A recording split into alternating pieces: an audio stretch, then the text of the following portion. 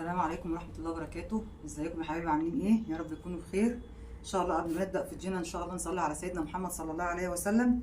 ما تنسوناش في اللايك والاشتراك. ان شاء الله النهارده هنعمل معاكم الحمام الكذاب. معانا هنا نص كيلو رز،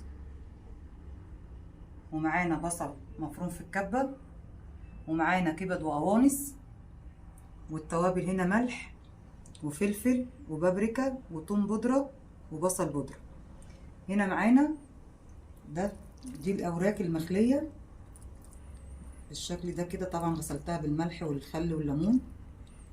دي اللي هنحشيها كده. هنا هنعمل معاكم ايه؟ هنقلب التوابل كلها على بعض عشان نتبل بيها الاوراق بالشكل ده كده. هنا بقى هنمسك هنا ورك ورك ونتبله بالشكل ده كده.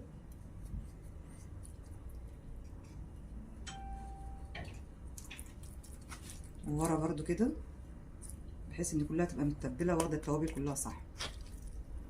هنعمل معاكم ورك تاني. طبعا الوراك ديت بتاع الفراخ هو اللي بيخليها عشان تبقى بالشكل ده كده، بيخلي منها العظم كلها. هكمل الكميه كلها وارجع لكم تاني. ورجعنا لكم تاني وكده. هنا تبلنا كل الاوراق اللي معانا. ان شاء الله هنعمل معاكم الرز، هنحضر الحله ونرجع لكم تاني. ورجعنا لكم تاني هنا، ومعانا زبده وزيت. هنستنى شويه لما يسخنوا شويه، وبعد كده هننزل بالكبد والقوانص. كده احنا هنعمل الرز بتاع الحمام. هنشوحه حبه حلوين كده في الزبده.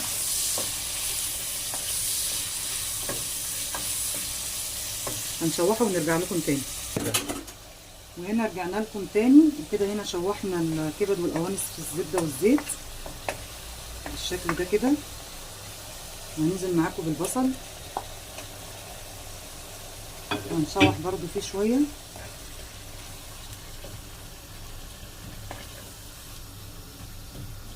هنشوحه شويه برضو ونرجع لكم.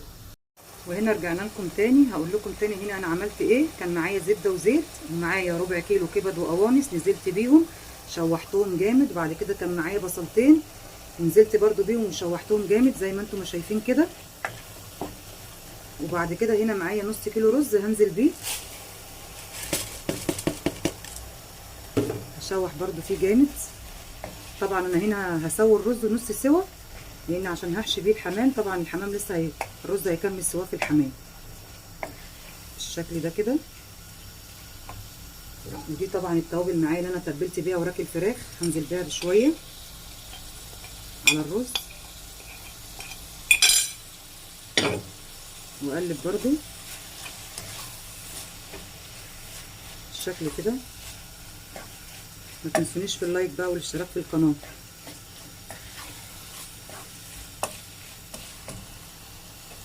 هنا بقى هنزل بكميه ميه قليله عشان انا عايزه اسويه نص سوا بس، مش هسويه سوا كامل. فهنزل زي ما انتم شايفين كده بكميه ميه قليله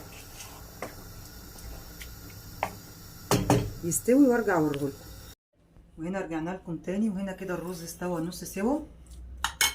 وهنا معانا الورك المخلي. طبعا انا هدخل صباعي كده عشان افضي، عشان احشي لجوه كده. هاخد الرز وادخل كده جوه بالشكل ده كده. وبعد كده هلم كده، هلم كل الجلد على بعضه كده.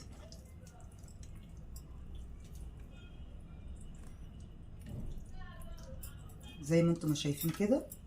واروح حاطاه في الصينيه كده. هعمل معاكم واحد تاني كده اهو. بنوسع هنا كده عشان نحشي هنا الورك من جوه زي ما انتم شايفين كده. ندخل صباعنا كده، وبعد كده هنجيب الرز وندخل كده ونحشي كده. وبعد كده نمسك الطروف كلها نلمها كده على بعض زي ما انتم شايفين كده. وهاجي هنا تاني في الصينيه وهحطه هنا هخلص الكميه وارجع لكم تاني. وهنا رجعنا لكم تاني، وكده معانا هنا الحمام الكداب بعد ما خلصناه بقى بالمنظر ده.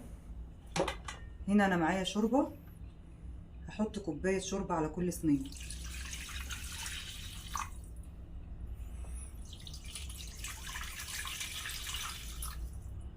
بالشكل ده كده. هنحطهم على البوتاجاز ونوريهم لكم هم على البوتاجاز. ورجعنا لكم هنا تاني، وكده الحمام الكداب داخل في السوا. هنعرف ان هو استوى ازاي. نجيب سكينه ليها سن رفيع كده ونحط كده، لو طلع ميه بالشكل ده يبقى لسه مستويش. كده هو لسه بيطلع ميه، يبقى كده هو لسه مستويش. هنديله دقيقتين تاني ونرجع نوريه لكم. رجعنا لكم تاني، وكده هنا هيكون الحمام كده استوى بالشكل ده كده. هنا هنجيب معلقتين صلصه ومعلقه زيت، هنقلبهم كويس كده مع بعض، وهندهن بيهم الحمام كده عشان نديله لون بالشكل ده كده.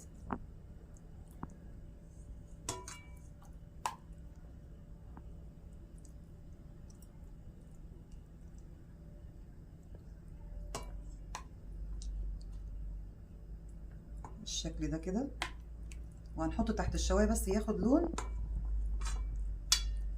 هنحطه تحت الشوايه ونرجع لكم. ورجعنا لكم تاني، وهنا كده يكون الشكل النهائي بتاع الحمام الكداب زي ما انتم شايفين كده، خرج من تحت الشوايه. وهنا ده هنا الرز الباقي من الحشوه، انا كملت سواه وحطيته في الطبق بالمنظر ده كده. وهنحط معاكم حمام الكداب كده.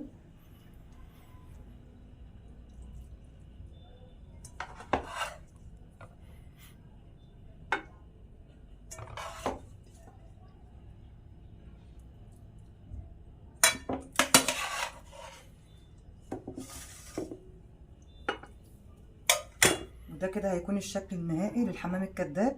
يا رب يكون الفيديو عجبكم. ما تنسوناش في اللايك والاشتراك وتفعيل الجرس عشان يوصل لكم كل جديد انا بعمله. والسلام عليكم ورحمة الله وبركاته.